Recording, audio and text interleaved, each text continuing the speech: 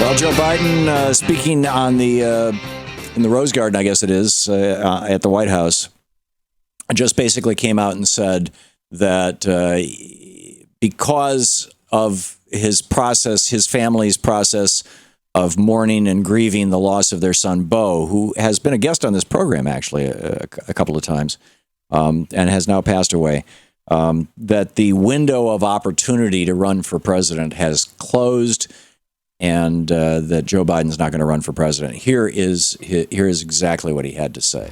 As my family and I have worked through the grieving process, I've said all along what I've said time and again to others, that it may very well be that process, by the time we get through it, closes the window on mounting a realistic campaign for president, that it might close.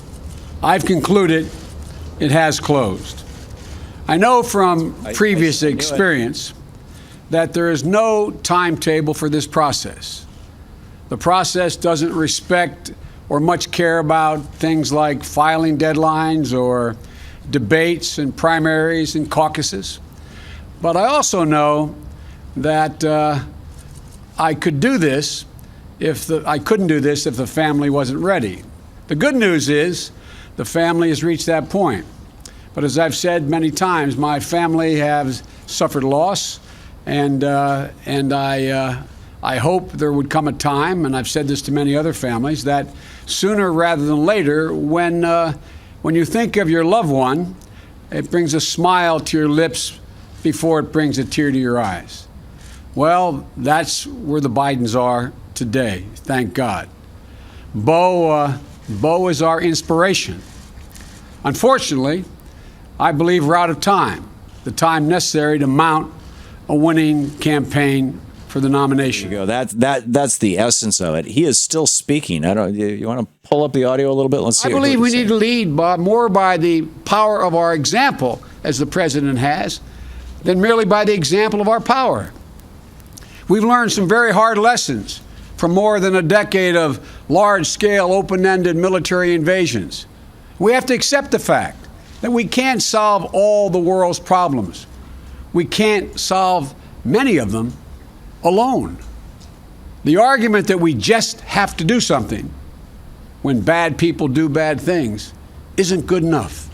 It's not a good enough reason for American intervention and to put our sons and daughters' lives on the line, put them at risk.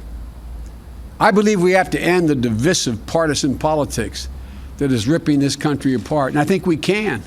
It's mean-spirited, it's petty, and it's gone on for much too long. He's giving a stump speech. Believe, like some do, that it's naive to talk to Republicans. He really wanted to run. Here's his speech. I don't think we should look at Republicans as our enemies. They are our opposition. They're not our enemies. You hear that, Hillary? And for the sake of the country, we have to work together. As the president said many times, compromise is not a dirty word. But look at it this way, folks. How does this country function without consensus? How can we move forward without being able to arrive at consensus? 4 more years of this kind of pitched battle may be more than this country can take. We have to change it. We have to change it. And I believe we need a moonshot in this country to cure cancer. It's personal. But I know we can do this. The president and I have already been working hard on increasing funding for research and development because there are so many breakthroughs just on the horizon in science and medicine. The things that are just about to happen. And we can make them real with an absolute national commitment to end cancer as we know it today. And I'm going to spend the next 15 months in this office pushing as hard as I can to accomplish this, because I know there are Democrats and Republicans on the Hill who share our passion to silence this deadly disease. If I could be anything, I would have wanted to be the president that ended cancer, because it's possible. I also believe we need to keep moving forward in the arc of this nation toward justice.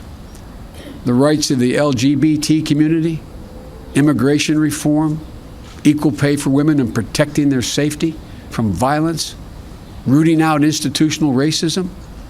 At their core, every one of these things is about the same thing. It's about equality. It's about fairness. It's about respect. As my dad used to say, it's about affording every single person dignity. It's not complicated. Every single one of these issues is about dignity. And the ugly forces of hate and division, they won't let up. But they do not represent the American people. They do not represent the heart of this country. They represent a small fraction of the political elite. And the next president's going to have to take it on. Most of all, I believe there's unlimited possibilities for this country. I don't know how many of the White House staff and personnel have heard me say repeatedly that we are so much better positioned than any country in the world. We are I've been doing this for a long time. When I got elected as a 29-year-old kid, I was called the optimist. I am more optimistic about the possibilities, the incredible possibilities to leap forward than I have been any time in my career. Joe Biden giving his stump speech that he's not going to give because he's not going to run for president.